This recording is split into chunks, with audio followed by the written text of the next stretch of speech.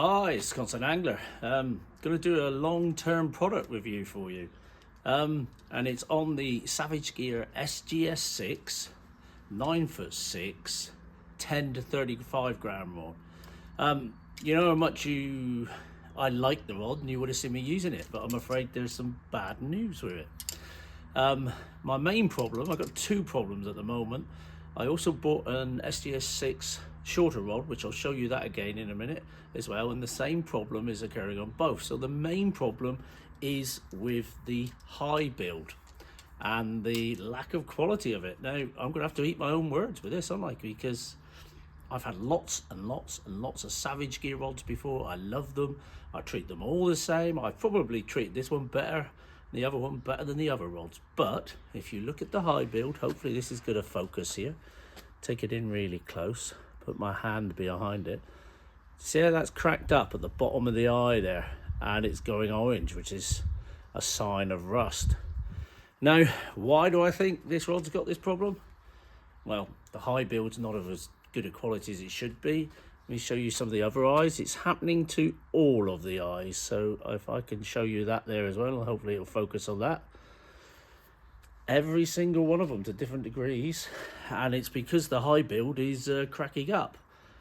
Now, it's a damn shame because I love the blank, I love the action of the rod, I like the fittings, I like pretty much everything about it other than that. And one other thing, if you'll notice, there's no spigot or ferrule in there as they call it, but it's in there. It's come free, and it's basically come out of the bottom section, is now stuck in the top section. Now I will admit, I did put this together when it was wet and it was raining, and the minute I put it together like that, I shoved it together. I thought I'd shoved it in too hard, but all the same it came apart.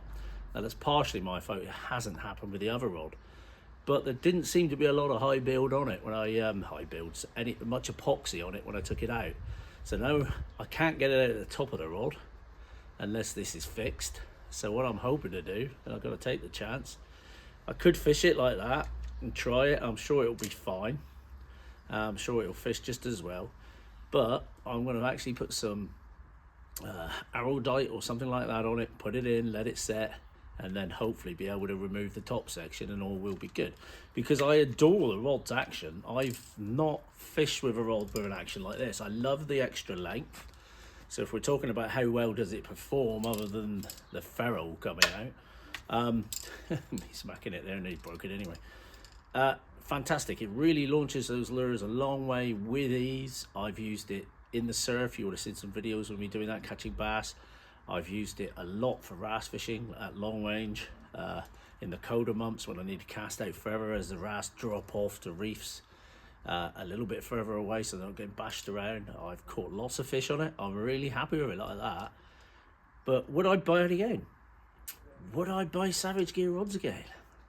No, it's really put me off. I mean, the saving grace with it is that I only paid about half price for it for both of the rods, and you know, that's something. So maybe they wouldn't last as long. I don't know, but yeah, the high build, that's really not good. I've washed these off after every trip. I think once I left them for 2 days, and I've dried them and I've kept them indoors a lot of the time.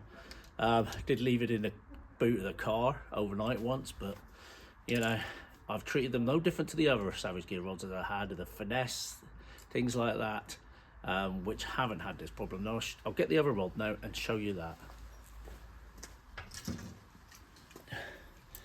So I haven't used this one as much. Now this is the SGS6 10 to 35 grams, 7'7", and yet again I love it. I absolutely, its sensitivity is fantastic. 10 to 35 grams. I'm thinking using it in rivers, in the estuaries, that kind of thing. It'll launch whatever I want, and it's got so much sensitivity. I can fish light soft plastics on it as well. We've got a bit of power to get the fish out of the weed with it. But if again I can get the camera to focus and you look at the high build on that eye there, see how much that's cracked up. It's not rusting yet, but it's doing exactly the same as what the other rod did, and I've not used this rod as much. The rest of the eyes, yeah, we've got some I don't know if you can see it on that eye, we've got some orange coming there, so they break it cracking up as well. Not good SavageGear. I've had the, probably could send this one back, but I'm not interested in doing that. It's a faff, and I'm only going to get another one, aren't I? And I'll use it and abuse it, and when it's done, it's done. It will stop me catching fish. It's just aesthetic, isn't it? And it's not what you expect. So, you know, I never thought I'd be doing this, be saying something bad about SavageGear, but I am. This is what my channel's about. I'm not sponsored by anybody. I'm not looking to be sponsored by these tackle companies. I don't go enough.